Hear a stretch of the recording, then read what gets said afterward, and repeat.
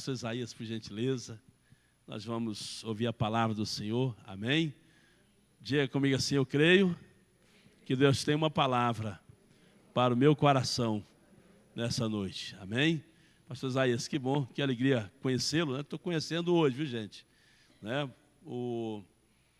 Repito, né? O Kaique me falou tão bem do pastor, assim como a namorada, externando o desejo de tê-lo aqui, né? Compartilhando conosco a palavra e trazendo todas as prerrogativas aí de um homem sério, comprometido com o Evangelho, né? E que coisa boa, né?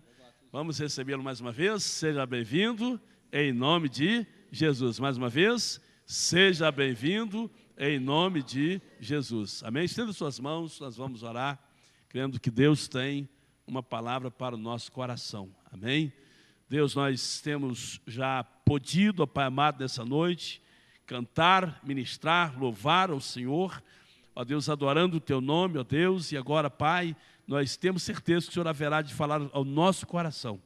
Deus, queremos render graças ao Senhor por conhecer mais um servo do Senhor, assim como a sua família, ó Deus, que deixou ali a igreja, seus compromissos eclesiásticos ali, para estar nos atendendo, ó Pai. Ó Deus, nós queremos louvar o Teu nome, que o Senhor possa, Deus, estar, assim como o Senhor já o tem instrumentalizado, que o Senhor possa usá-lo mais uma vez nessa noite, a ministrar o nosso coração, em nome de Jesus. Amém e amém.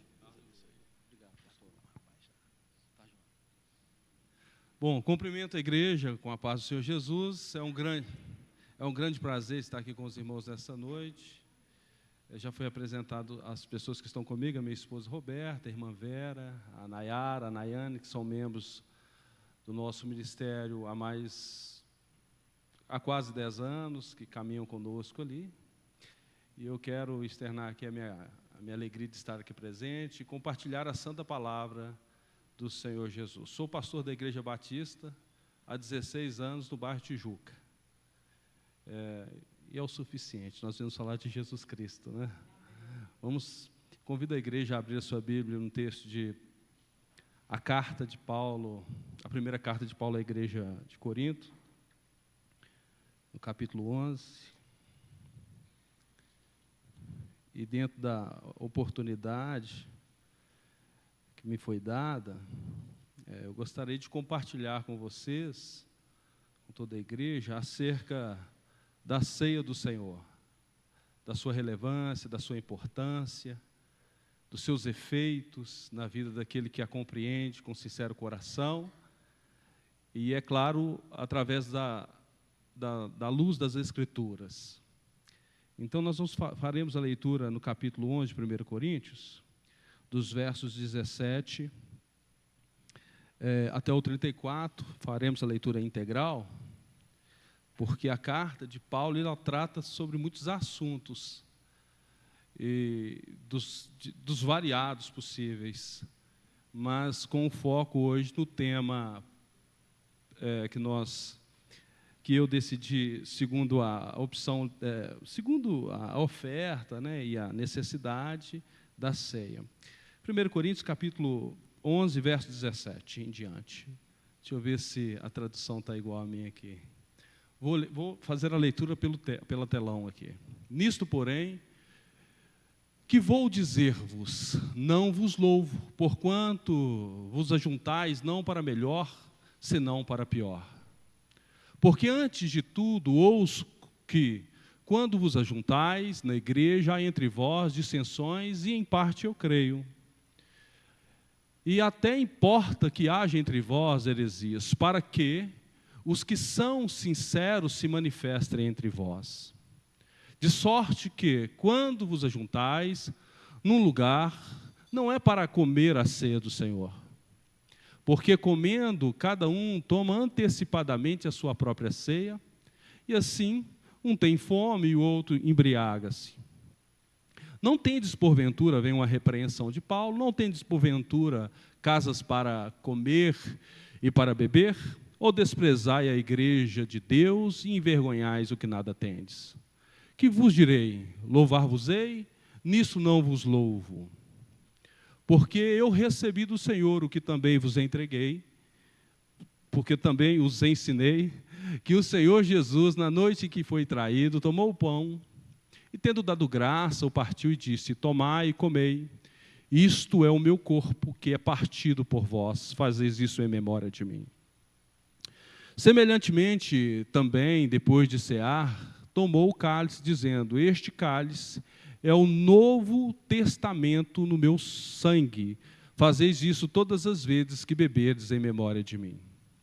Porque todas as vezes que comerdes este pão e beberdes este cálice, anunciai a morte do Senhor, até que ele venha.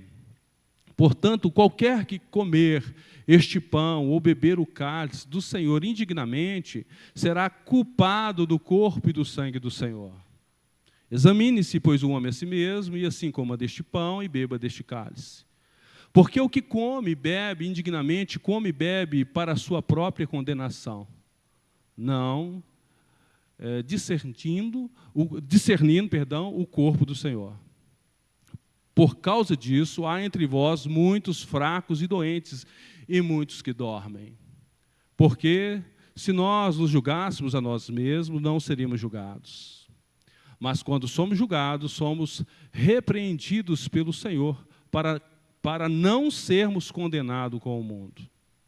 Portanto, meus irmãos, quando vos ajuntais para comer, esperais uns pelos outros. Mas se alguém tem fome, coma em casa, para que vos não ajunteis para condenação. Quanto às demais coisas, ordená-lo-eis quando for ter convosco. Amém. Louvado seja o Senhor. Bom, eu tenho o costume de fazer, quando estou ministrando, trazer informações relacionadas à carta. Por que ela foi escrita, qual o fundamento, para qual situação, para qual finalidade de instrução. Então, eu faço a introdução sempre apresentando a importância da carta e farei aqui com a igreja nessa noite. Paulo, quando ele escreve essa primeira carta aos Coríntios, ele escreve por volta, segundo os estudiosos, teólogos, ele escreve essa carta por volta do ano 54, ele escreve da cidade de Éfeso, com o objetivo de tratar assuntos da vida prática. Quando nós nos debruçamos sobre as Escrituras, e especificamente sobre essa carta, nós vamos encontrar algumas orientações extremamente pertinentes para a edificação da vida cristã, para a instrução, para o ensino, para a repreensão, para o estímulo, para o encorajamento e para a transformação da vida espiritual. Nessa carta, nos seus 16 capítulos, nós não vamos encontrar explicitamente nenhum assunto sobre uma heresia clara, mas ele vem pontuando de forma clara acerca do desvio moral e desvio de conduta da vida cristã, daqueles que foram regenerados em Cristo. Exemplo, um desvio da carnalidade. A Bíblia, o texto, a carta de Paulo, elenca pelo menos aqui 8 pontos extremamente importantes, dos quais eu vou citar, não vou tratar deles, mas trazer à memória da igreja a importância e a relevância de quando nós formos estudar as cartas, estudá-la na sua integridade, na sua totalidade. É uma carta, então é preciso estudar nas suas minúcias. Essa carta aponta algumas coisas como divisão e partidos dentro da igreja, no capítulo 3, a partir do verso 4. Fala do pecado do incesto que não havia sido julgado pelos líderes da igreja, a partir do capítulo 5, dos versos 1 ao 13. Fala dos litígios entre os irmãos, a partir do capítulo 6. Ela fala sobre a dúvida sobre o casamento, a partir do capítulo 7. Ela fala da ingestão de alimentos sacrificados aos ídolos, a partir do capítulo 8. Ela fala sobre o que nós iremos tratar aqui nessa noite, sobre os excessos na ceia, a partir do capítulo 11, dos versos 17 ao 34, do qual eu acabei de ler com a igreja. Fala sobre questões relacionadas aos usos e costumes, sobre o véu, a partir do capítulo 11, dos versos 2 a 16. Ela fala sobre o abuso dos dons espirituais, do capítulo 14, dos versos 20 a 25. Ela fala também, por fim, no capítulo 15, sobre a ressurreição. Então, ela não trata de um tema específico. Ela trata de várias coisas, e Paulo, através dessa carta, ele não doutrina, mas ele exorta a igreja, que se encontrava em Corinto, a voltar para o caminho que eles haviam perdido. Eles tinham se perdido no caminho. E sobre esse desvio de conduta, esse desvio estava sendo introduzido dentro da igreja um esfriamento espiritual. As pessoas estavam se corrompendo, estavam se desviando. Mas como nós vamos tratar de um desses temas dos quais a carta toda pondera, que é sobre a ceia do Senhor, falar da ceia é falar da centralidade da morte de Cristo Jesus, do seu sacrifício vicário, do seu sacrifício substitutivo. Jesus morreu no nosso lugar, segundo Colossenses capítulo 2, dos versos 14 a 17. Você pode colocar, por gentileza, irmão? Colossenses capítulo 2, ainda estou na introdução, tá bom? Daqui a pouquinho nós vamos para os tópicos aqui, são 4 que nós iremos trabalhar nessa noite aqui. Colossenses capítulo 2, dos versos 14 a 17. Havendo arriscado, o que Cristo fez por nós? Aquilo que homem nenhum é capaz de fazer. Se entregou por nós na cruz do Calvário. Remiu o nosso pecado, pagou a nossa dívida. O texto diz isso. Havendo riscado a cédula que era contra nós, nas suas ordenanças, o qual de alguma maneira nos era contrária, e atirou do meio de nós, cravando-o na cruz. Então, o sacrifício vicário de Cristo, hoje simbolizado pela Santa Ceia, não pode ser um mero ritual, um mero cerimonial, ou uma mera tradição. Nós precisamos, com todo respeito à igreja, entender o peso da Santa Ceia, o que ela representa para nós. Nós temos entrado e saído das nossas reuniões como se nada tivesse acontecido. Muitas vezes, não é o caso dessa igreja, mas nós temos visto isso acontecer no meio do povo. Então, olhar para a ceia do Senhor, ou a ceia do Senhor, está centralizada na morte expiatória de Cristo. No seu sacrifício vicário, na remissão dos nossos pecados, na transformação que nos é proposta através da sua morte. Portanto, se podemos definir a ceia do Senhor nessa noite, ela deve ser definida da seguinte maneira: é uma festa de memória. Mas também ela nos conduz, ela nos impulsiona a viver uma vida de unidade, de esperança, não própria, mas em comum, em comunidade. Também nos estimula a viver uma vida de obediência e amor, porque a Santa Ceia do Senhor é a aliança feita no seu corpo e também no seu sangue. Então nós não estamos diante de qualquer coisa, nós estamos diante de algo importantíssimo, que deve ser tratado com todo temor. Obviamente, amados irmãos, que não há aqui a transubstanciação do pão e nem do sangue. O pão não vai virar carne, e muito menos o vinho vai virar sangue. Mas o peso, o significado da ceia tem muito em seus efeitos. Tem que nos impulsionar de maneira corajosa a caminhada que nos foi proposta. Tem que nos impulsionar a viver uma vida santa, uma vida à altura do que o Evangelho espera de nós, do que Cristo espera de nós. A régua é muito alta. A régua é muito alta. O que Cristo fez, ninguém fará. Da maneira que Cristo se manifestou, ninguém tem a capacidade de suprir ou se colocar no seu lugar. Por isso, um certo teólogo diz que a ceia é uma proclamação cristã. Não é uma balela, não é um mero encontro casual. Nós não estamos aqui só para comer um pão e beber um cálice e voltar para casa e está tudo bem. Há um peso espiritual diante disso aqui. É difícil falar, estou até um pouco nervoso, porque eu sei da seriedade do pastor, né? Eu também o conheci hoje, né? Mas nós estamos conversando há um bom tempo. E vi o peso, assisti os cultos, ouvi as ministrações, a seriedade, a teologia clara, bíblica da igreja, a responsabilidade do pastor de entregar não palha para a igreja, mas uma comida sólida e espiritual. Então, diante disso, e com todo respeito à igreja, eu gostaria, neste momento, a pensar com a igreja em 4 pontos importantes acerca desse tema proposto, a ceia do Senhor. E o primeiro é o fundamento da ceia. Qual é este fundamento? Eu já tratei de antemão acerca dele, mas agora nós vamos aprofundar um pouco mais, e eu começo a usar aqui o próprio texto de 1 Coríntios, capítulo 11, agora no verso 26, e por ele nós vamos agora fazer uma reflexão mais pontual. 1 Coríntios, capítulo 11, verso 26. Porque todas as vezes que comeste este pão e beberes o cálice, anunciai a morte do Senhor. A questão não é futura. Aqui o convite é fazer uma avaliação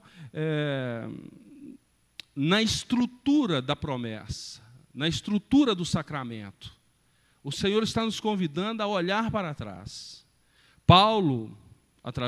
Deus, através de Paulo, convida a igreja de Corinto a olhar para os fundamentos da fé. Olhe para trás. Olhe para trás. O verso 26 implicitamente nos convida a olhar. Porque todas as vezes que comeste este pão e beberes o cálice, anunciai a morte do Senhor.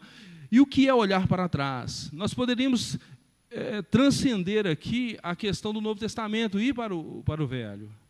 E olhar os fundamentos através do texto de Jeremias, capítulo 31, dos versos 31 em diante, quando ali o profeta estabelece, através de Deus, uma promessa futura acerca de um novo pacto que seria estabelecido. Um novo pacto, uma nova aliança seria estabelecida, e se for possível, amado irmão, você coloca, por gentileza, Jeremias capítulo 31, verso 31. Eis que dias vêm, diz o Senhor, em que farei um concerto novo com a casa de Israel e com a casa de Judá. Por favor, verso 32. Não conforme o concerto que fiz com seus pais no dia que os tomei pela mão para os tirar do Egito, porquanto eles invalidaram o meu concerto, apesar de eu os haver desposado, diz o Senhor. Mas este é o concerto que farei com a casa de Israel depois daqueles dias, diz o Senhor. Porei a minha lei no seu interior. Um novo pacto, uma nova aliança. Os sacrifícios já não eram mais suficientes para remir o pecado do povo. Os animais não seriam suficientes. As Escrituras afirmam que o Senhor já não se alegrava mais com o sacrifício daquele povo, com as suas festas solenes. O Senhor procurava homens de corações arrependidos, homens que se submetessem ao seu direcionamento. Nós poderíamos também dizer sobre os fundamentos da ceia do Senhor, ou do seu sacrifício vicário, citando Isaías, capítulo 53, a partir do verso 1. O texto diz: quem deu crédito à nossa pregação? A quem se manifestou o braço do Senhor? E aqui vem trazendo preparando o coração de Israel para receber o Messias, o Salvador. Quem deu crédito à nossa pregação? A quem se manifestou o braço do Senhor? Verso 2, por favor. Porque foi subindo aqui, vai descrever aquele que estaria no nosso lugar, aquele que levaria sobre ele toda a culpa que era nossa.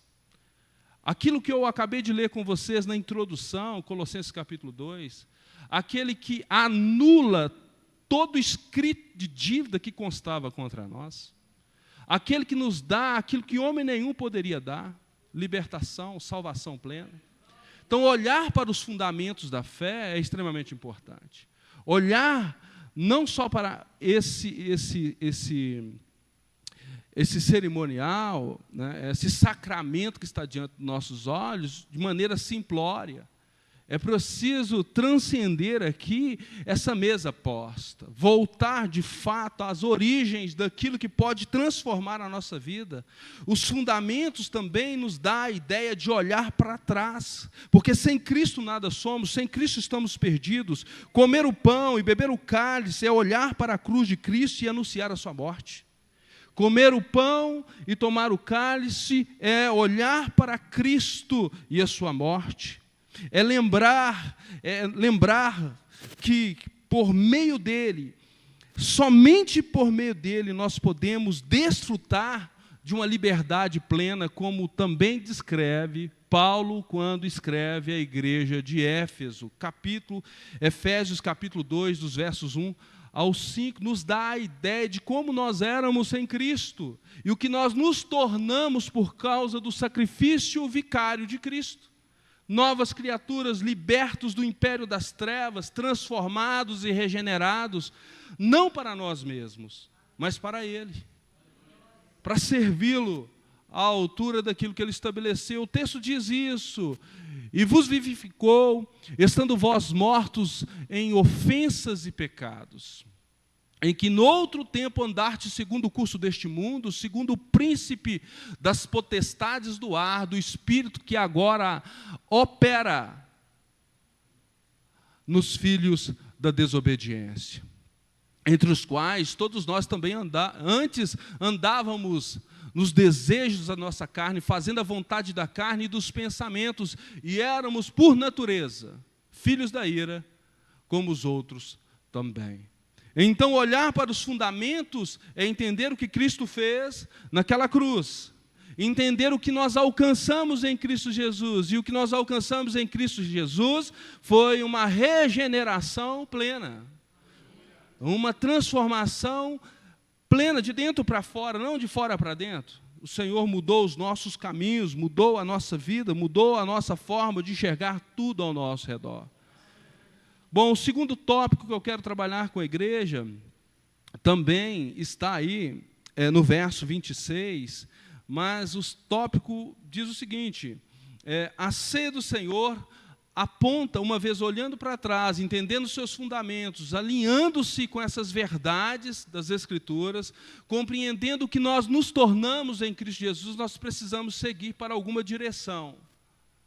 A ceia também aponta para um lugar futuro, real, que aguarda os filhos da obediência, diferentemente daquilo que está escrito da carta de Paulo aos Efésios, no capítulo 2, dos filhos da desobediência. Nós somos filhos da obediência, então nós prosseguimos para um alvo, nós temos uma direção certa, nós não vivemos errantes.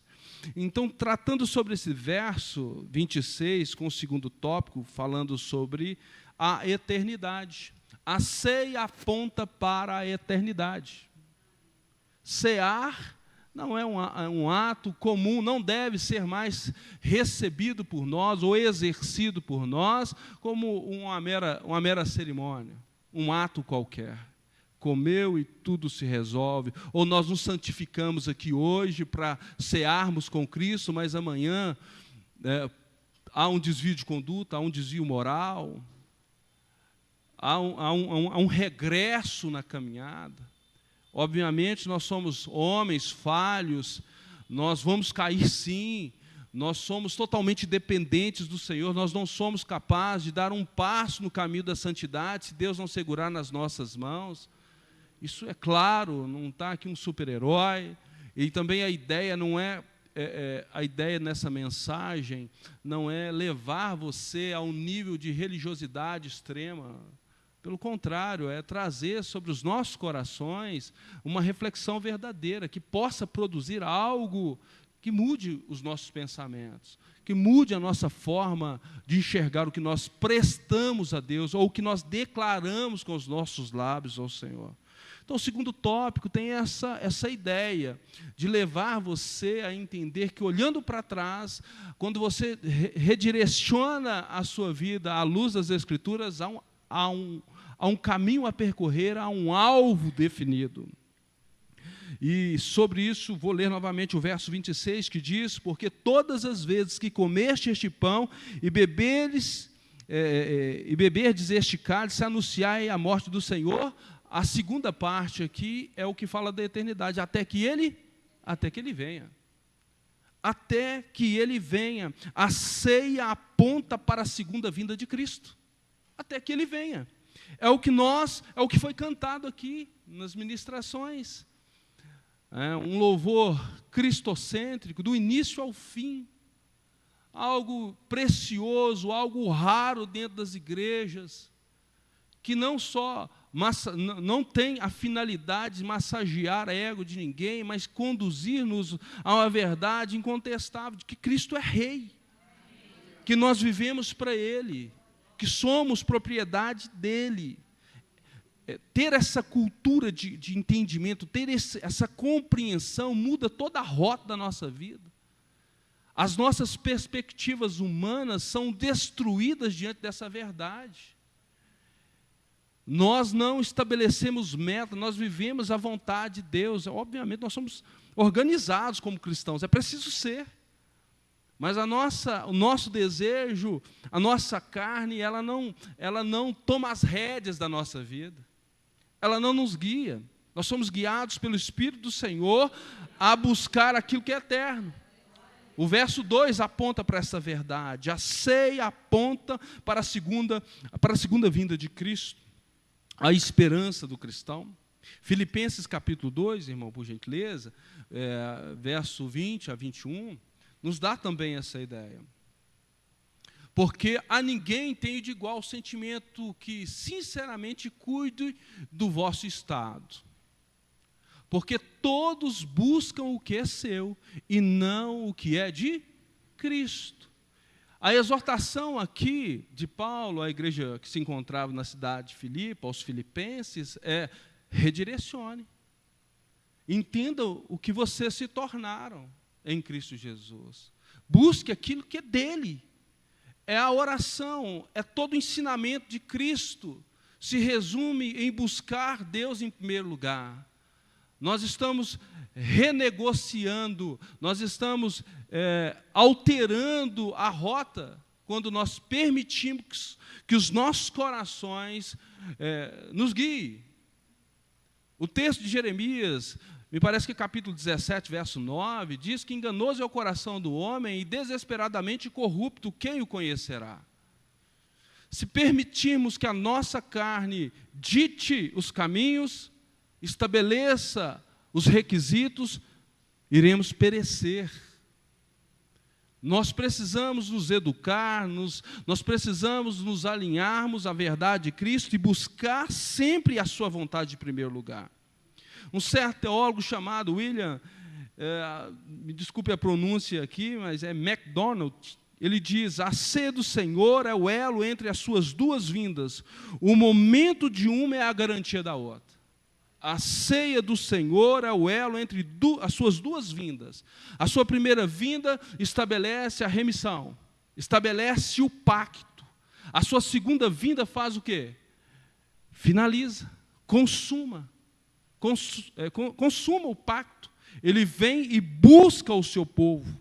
Ele vem e resgata o seu povo, como diz também Paulo, na mesma carta, porém agora no capítulo 15, irmão, de 1 Coríntios 15, entre os versos 51 a 52.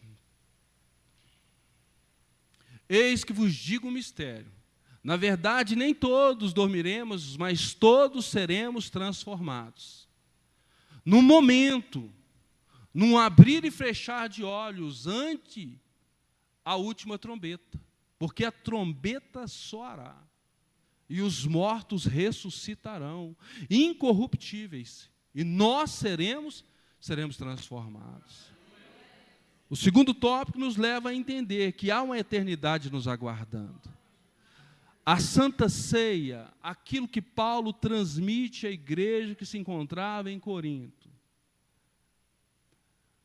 tem a finalidade de despertar um povo que estava dormindo.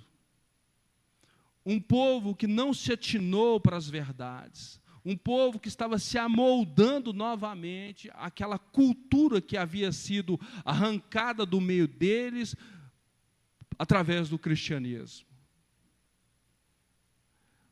Então, a ceia do Senhor é o elo entre as suas duas vindas. O momento de uma é a garantia da outra. Lembre-se disso. Há uma direção. Nós não estamos nos reunindo como igreja do Senhor por causa da afinidade, por causa do carisma, como foi ministrado no louvor. Foi ministrado, e eu sou um pouco assim observador, a irmã disse o seguinte: nós não nos ajuntamos aqui por causa um dos outros. O objetivo do nosso ajuntamento é glorificar o Senhor. E eu ouso em dizer mais, o motivo do nosso ajuntamento é prestar um culto solene, com temor e tremor ao Deus eterno. É por esse motivo que nós nos reunimos nessa casa. Nós somos a igreja do Senhor, nós não pertencemos a homem. Hoje, no ministério do qual eu pastoreio, outro pastor está assumindo, porque eu tenho a consciência de que eu sou um mero mortal, insignificante, que a obra não depende de mim. Ela não depende da minha capacidade. Me capacitar é o meu dever. E entregar ao povo de Deus a palavra de maneira genuína é minha obrigação. Não faço mais do que o meu dever. E a igreja precisa de ter essa consciência. Nós precisamos criar essa consciência de que nós estamos aqui porque Cristo nos resgatou do império das trevas. Nós nos reunimos aqui não é porque somos bonzinhos, não. Não é porque você é mais santo que o seu outro irmão que está sentado ao seu lado. Nós estamos aqui porque Ele nos santificou, porque Ele nos regenerou. É um processo, né? Ele nos encontrou, nos envolveu com cordas de amor, nos atraiu para Ele, nos regenerou, nos deu identidade, nos deu paternidade. Nós não tínhamos nada, nós éramos miseráveis, mas Ele nos encontrou, nos deu aquilo que ninguém daria por nós, nos deu vida. Louvado seja o Senhor. Terceiro tópico nessa noite que eu quero compartilhar com vocês é que a ceia do Senhor ela quebra o nosso orgulho. Cear tem o objetivo de mudar a nossa perspectiva de vida, olhar ao nosso redor com um coração de misericórdia, entender o que nós nos tornamos em Cristo Jesus. Parece redundante o que eu estou dizendo aqui, mas é necessário, muitas vezes, refrisar o mesmo assunto. Nós precisamos entender que a ceia do Senhor, ela nos faz olhar para dentro de nós. É o que diz o verso 28 do texto de 1 Coríntios, capítulo 11, verso 28, diz: examine, pois, o homem a si mesmo. Examine, pois, o homem a si mesmo. Examine, pois, o homem a si mesmo. Não é examinar o seu irmão, não é olhar para o seu irmão. Eu estou lendo as Escrituras, o que as Escrituras dizem. Paulo orienta a igreja de Corinto assim: examine o homem a si mesmo. Coloque amor no que eu vou dizer. Toma conta da sua vida. Fica com raiva de mim, não. Cuide um pouco mais de você. Mas isso não dá a legitimidade de você também viver de maneira desonrosa.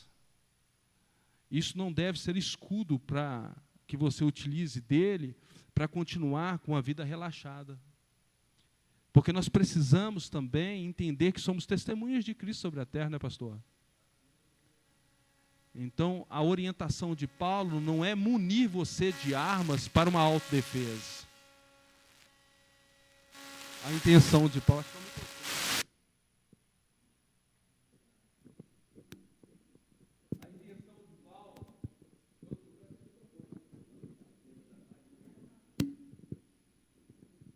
Eu tenho uma voz um pouquinho alta. Ei, som. Bom, a intenção de Paulo aqui não é munir ninguém de armas para se justificar, para se defender, sabendo que está errado. Pelo contrário, Paulo está gerando uma consciência de comunidade, uma consciência de temor, porque ninguém melhor do que você, através da luz das Escrituras, para avaliar a sua condição, o seu desvio na caminhada proposta pelo Evangelho. Porque nós temos consciência disso. E se você não tem consciência, mas foi regenerado em Cristo Jesus, nascido novamente, é uma nova criatura, se em nós não temos essa consciência plena, há um que opera de maneira poderosa, que é o Espírito Santo de Deus, que convence o homem do pecado, da justiça e do juízo. Então, examinar a cada um de nós, o tópico fala sobre a ceia do Senhor, quebra o nosso orgulho. Paulo está trazendo aqui uma exortação clara para um povo que estava se perdendo. A exortação de Paulo aqui, ela é expressa. Eu citei agora há pouco Jeremias capítulo 17, mas eu gostaria que o irmão pudesse projetar ali, 17, verso 9, para que a igreja tome nota, conhecimento do que as Escrituras afirmam sobre o coração enganoso. Enganoso é o coração, mais do que todas as coisas.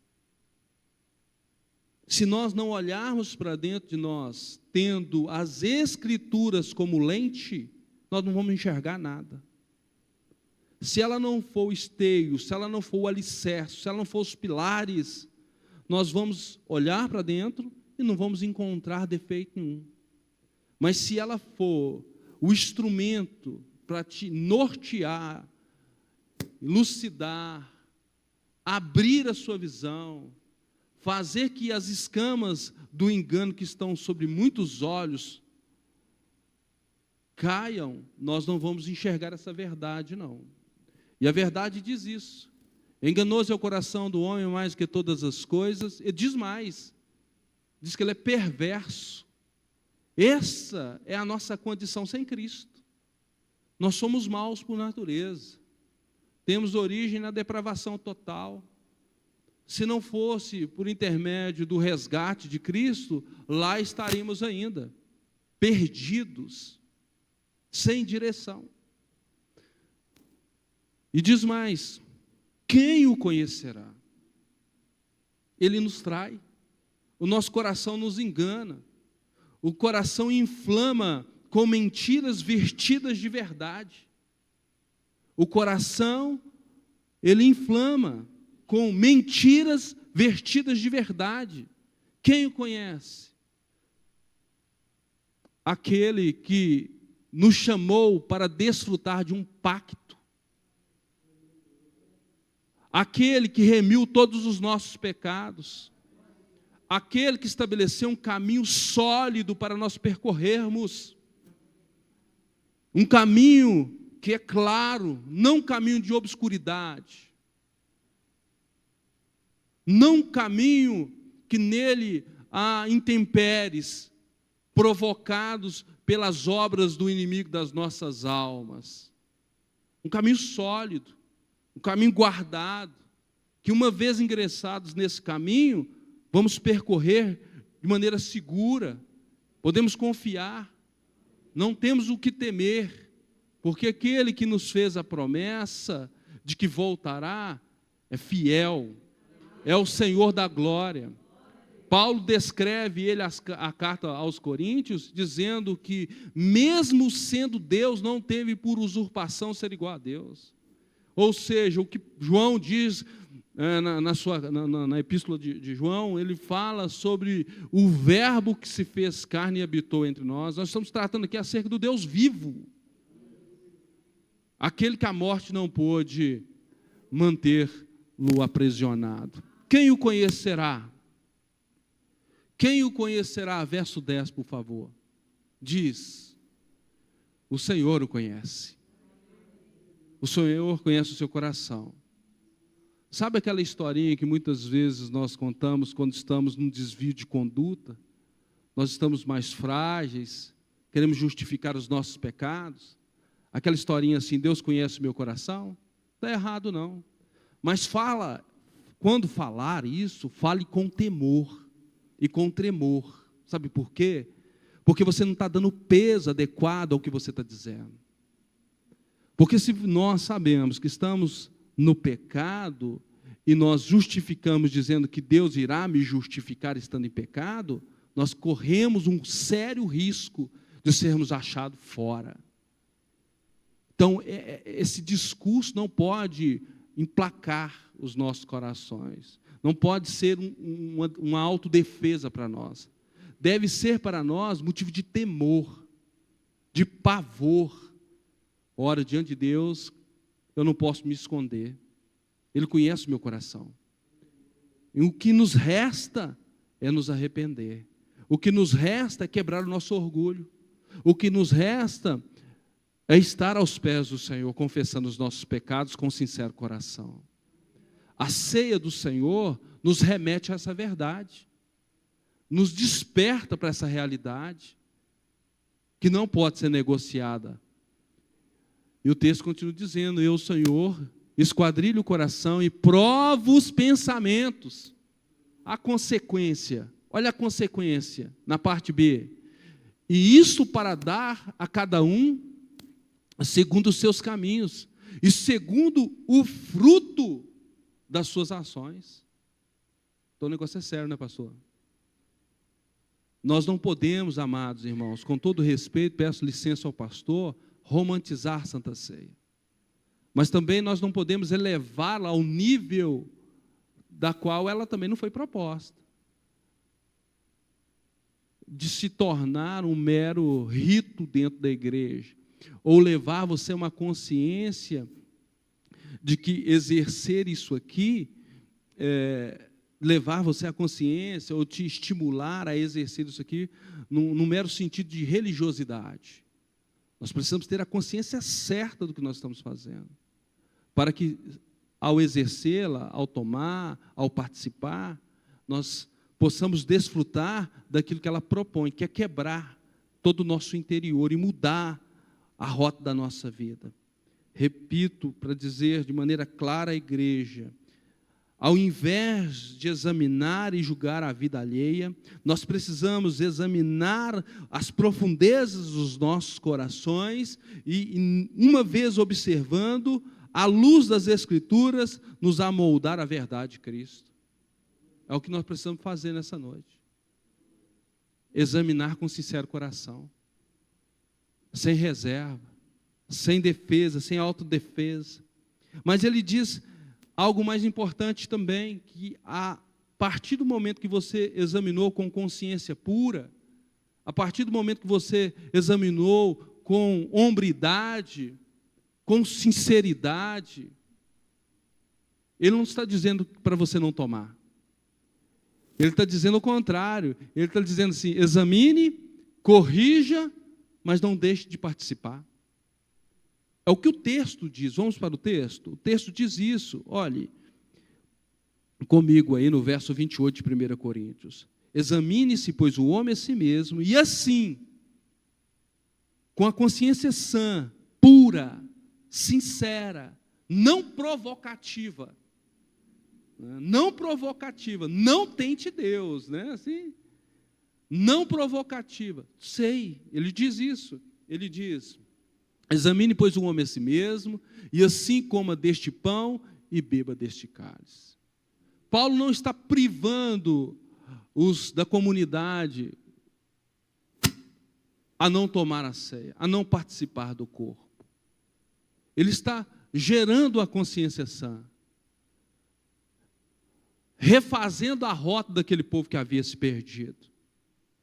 Um certo teólogo chamado, gosto muito de ouvi-lo, Hernandes Dias Lopes, ele diz o seguinte, ele diz assim: a ceia do Senhor é um instrumento de cura, de restauração. É um momento em que devemos examinarmos e voltarmos para Cristo. Não é nos afastar dele com vergonha. Ele diz isso, a ceia do Senhor é um instrumento de cura e de reconciliação. Reconciliar-se com Deus, se a finalidade é pacto com Deus, é lembrar-nos do que Cristo fez. Por isso o primeiro tópico é: volte, olhe para trás, olhe para os fundamentos. Depois nós examinamos dizendo sobre que depois de olhar para os fundamentos há uma direção clara, pontual, um alvo definido. Agora nós estamos tratando que a rota já está estabelecida, que depende de você querer se submeter ao que está sendo proposto pelo Evangelho ou não. Vocês percebem a seriedade da ceia? Vocês percebem que em 2 versículos Paulo ele faz as escamas da religiosidade cair? Vocês percebem que Paulo gera no coração da igreja uma consciência pura do que eles se tornaram em Cristo Jesus, mas também gera em nós, porque é atemporal o texto, é aplicável hoje, nos leva a uma consciência madura do que nós somos em Cristo Jesus, que nós não podemos ficar romantizando as coisas do Senhor. Um alto preço foi pago. Preço de sangue, sangue por sangue. Examine as Escrituras e ela trará clareza aos nossos corações. O último tópico, eu acho que eu passei, pastor. O último tópico, por favor, acho que eu não falei não, quarto, eu falei. Sim, a ceia nos faz olhar para onde? depois de examinar aqui dentro, corrigir os nossos erros, ter a maturidade gerada pelo Espírito Santo de Deus em nossos corações, o que nós precisamos fazer agora? Viver um cristianismo egocêntrico? Não. Olhar só para dentro de nós, para as nossas vontades, para os nossos caprichos, para a nossa vida santa. Eu sou mais santo que todo mundo. Assim, não. Ele nos chama a olhar para fora. Nós somos criados para servir. É como eu disse, citando o texto de Efésios, Filipenses capítulo 2, verso 6. Você pode colocar para nós? Não está aqui não no sermão não, mas veio no meu coração. Eu quero compartilhar, porque gera consciência em nós, gera entendimento. Efésios capítulo 2, verso 6. Efésios não, perdão, irmão. Filipenses, tá? Desculpa. Capítulo 2, verso 6. Aí deixa o irmão doido ali, né? Ah, está acostumado, pastor? Que sendo na forma de Deus, não teve por usurpação ser igual a Deus. Por favor, verso 7. Mas aniquilou-se a si mesmo, tomando a forma de servo e fazendo-se semelhante aos homens. E achando na forma de homem, humilhou a si mesmo. O nosso Senhor e Salvador é o exemplo perfeito, é o paradigma que todo cristão precisa se equiparar, se igualar, se amoldar. É a referência. Ele é a perfeição. Mesmo sendo Deus, se fez servo. Amados, quando eu estou lendo esse texto, amo demais a carta de Paulo, quando ele escreve aos Filipenses, principalmente esse texto, eu começo a pensar da seguinte maneira: o Senhor que criou todas as coisas, como é descrito no texto de Gênesis, bastava uma só palavra de Deus, só uma palavra dele, tudo mudaria. Uma só palavra do Senhor, todo o ímpio seria reduzido ao pó. Ter a consciência de quem Deus é muda o curso da nossa vida. Nós precisamos orar fervorosamente, pedindo a Deus que nos dê uma consciência pura, santa, que nos façam homens e mulheres destemidos como Estevão, homens e mulheres destemidos diante de todos os intempéries da vida, de todas as armadilhas, de todos os conflitos, sejam eles existenciais, sejam eles internos, sejam eles externos, todos os agentes externos. Força, coragem, para com hombridade sustentar a nossa fé, nos impulsionar para o caminho da verdade, transformando o nosso ser. Esse texto nos gera essa consciência de que Deus é poderoso. E aí diz, sendo obediente até a morte, e morte de cruz. É o que nós estamos tratando aqui, sobre o fundamento também. Mas agora no tópico 4, onde eu levo a igreja a pensar um pouco, entre os versos 33 a 34 de 1 Coríntios capítulo 11.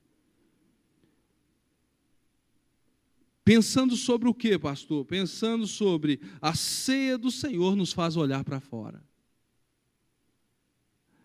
Bom, 1 Coríntios, capítulo 11, já está lá? Obrigado. Portanto, meus irmãos, quando vos ajuntais para comer, esperais uns pelos outros. Naquele tempo, Israel tinha a cultura de celebrar uma festa chamada a festa do amor. E a ceia não é como nós vemos aqui, como é estabelecido e é apresentado. Era um banquete. Então, toda a comunidade se reunia. E o interessante é que esse banquete remete ao texto de Atos dos Apóstolos, porque lá no texto de Atos, quando Lucas, o médico, escreve para os gregos, falando do amor de Cristo, falando do seu plano de restauração, de resgate, Paulo descreve que a igreja tinha tudo em comum. Eles não viviam partidos. Tudo que tinham, vendiam, entregavam aos pés dos apóstolos. Era uma comunidade com um propósito sincero, pautado nas Escrituras, pautado na doutrina de Cristo, de unidade. Nós estamos tratando de unidade aqui também. Então essa festa, a ágape, a festa do amor, se celebrava como um banquete. Todos tinham tudo em comum. Mas especificamente na igreja de Corinto, o povo perdeu a essência, se perderam. Então os que tinham muito chegavam de forma antecipada, com seus banquetes, com seus pratos, e não esperavam uns pelos outros. Eles sentavam, comiam, e os que não tinham nada, voltavam para sua casa, com fome. Por isso a repreensão de Paulo, entre os versos que nós vamos tratar agora em diante. Há uma exortação clara, porque a intenção é promover unidade, é dividir com o que não tem. Por isso o tópico 4 tem essa ideia de olhar para fora. Não ficar olhando para o seu bolso, para o seu umbigo, para os seus sonhos, para os seus desejos, para as suas vaidades. Nós somos cristãos, fomos regenerados para um objetivo, glorificar a Deus em tudo que você possa entender. E o texto diz isso. Portanto, meus irmãos, quando vos ajuntais para comer, esperai uns pelos outros, por favor. Mas se alguém tem fome, coma em casa, para que não vos ajunteis para a condenação. O egocentrismo, o individualismo, a soberba quebra o homem. Com licença, peço licença ao pastor, e com todo o amor digo à igreja, com respeito a vocês. Nós precisamos entender o que nós nos tornamos em Cristo Jesus. Nós precisamos de continuar nessa jornada firmes, amando uns aos outros, sermos cordiais, amor que não seja interesseiro, bajulador, mas sincero. É isso que Deus espera de nós. Somos povo dele. Não são as placas que nos separam. Pastor, eu sempre falo lá, pastor Josias, o seguinte, com os pastores lá na igreja. É uma igreja fisicamente pequena, mas nós falamos o seguinte, eu sempre oriento eles o seguinte, que o que nos separa das outras denominações são as heresias. Se estivermos à luz da palavra, a palavra nos une, somos um povo só. Um povo só. Foi Cristo que morreu por ti, não foi o pastor Isaías, não foi o pastor Josias, foi Cristo. Ele foi incumbido de uma responsabilidade extrema. Ame o seu pastor e ore por ele. É um grande desafio. É um grande desafio. Um homem muito cordial, muito amoroso, me atendeu com grande respeito, via sinceridade, sem me conhecer, porque fazer isso aqui, ó, é um risco muito grande, abrir o púlpito para uma pessoa desconhecida. É algo que eu tenho a dificuldade de fazer, pastor Josias. Ismael, perdão. Desculpe pela vergonha. Já estou nervoso, vocês me deixaram mais nervoso. Né? Pastor Ismael. Então, é um risco muito grande, porque ele dedica a vida nas pregações, com sincero coração, e chega um Zé Mané e despeja no coração de vocês um monte de baboseira. Então, é com respeito que eu digo a vocês, ame o seu pastor, cuide dele, cuide com sincero coração. E, acima de tudo, honre a Deus. Sirva a Deus com temor, com amor. E, a partir deste tópico, olhando para fora, não mais para dentro. Para os seus interesses de maneira egoísta, egocêntrica. Por isso eu quero compartilhar Tiago, capítulo 1, verso 27, sobre este ponto. Tiago, capítulo 1, verso 27. A religião pura e sem mácula para com Deus, o Pai, é esta: visitar os órfãos e as viúvas nas suas tribulações e guardar-se da corrupção do mundo. Então, olhar para fora é ter essa consciência aí, que nós não podemos ter uma vida religiosa. A nossa adoração e o nosso culto a Deus, aqui de maneira solene, tem que ser respeitado dentro dos critérios estabelecidos, mas a nossa vida continua lá fora. Ser crente lá fora é tão importante como ser crente aqui dentro. O nosso olho, o nosso ouvido, os nossos desejos, o nosso caminho. É tão difícil, às vezes, falar dessas verdades. Eu não sei se o pastor tem passado por essas dificuldades. Às vezes a gente está pregando, as pessoas estão tudo no WhatsApp, batendo papo com os outros, o povo lá de fora não entende a consciência do que se trata dentro. E isso é desafiador. A reverência e o temor com a palavra de Deus nos faz seres melhores, nos torna mais habilitados, quebrantando o nosso coração e nos preparando a exercer algo precioso por onde passarmos. É o que nós precisamos cultivar. É o que nós precisamos estabelecer em nossas vidas. E por fim, amados irmãos, graças a Deus, amém? Concluo dizendo para a igreja o seguinte, que a ceia do Senhor é um momento extremamente importante, é um momento de comunhão. Entendendo todo este curso que Deus estabeleceu para os nossos corações aqui. Todas as vezes que formos cear, olhe para trás. Olhe para os fundamentos da ceia. Entenda, se necessário for, se derrame aos pés do Senhor Jesus. Mas não coma como se fosse algo comum. Não celebre como se fosse algo qualquer. Também precisamos ter a consciência, não de religiosos, se consagrar só no dia da ceia. A nossa vida deve ser uma vida de consagração e de renúncia. Plena até a vinda de Cristo. Então, olhe para os fundamentos, entenda o que Cristo fez, projete a sua vida para o caminho que Ele estabeleceu, porque há uma eternidade te aguardando, não se esqueça disso, tudo aqui é temporário, passageiro. Você tem entendimento da eternidade? Há uma eternidade com Cristo, mas há uma eternidade com Cristo para os filhos da obediência, mas há uma eternidade aguardando para os filhos da condenação, os filhos do inimigo das nossas almas,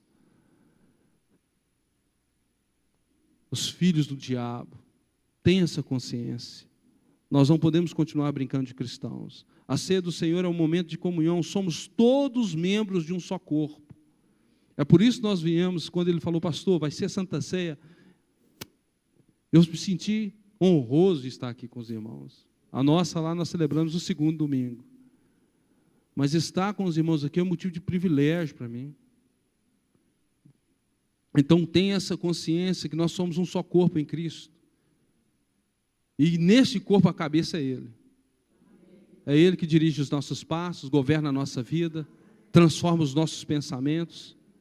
É isso que Paulo desejava que a igreja entendesse sobre a Santa Ceia. Era isso que Paulo estava falando. Paulo não estava repreendendo de maneira absoluta, no sentido de impedir as pessoas de chegarem a Cristo Jesus. Pelo contrário, ele estava levando aquele povo ao caminho mais excelente possível, percorrendo um caminho sólido, claro.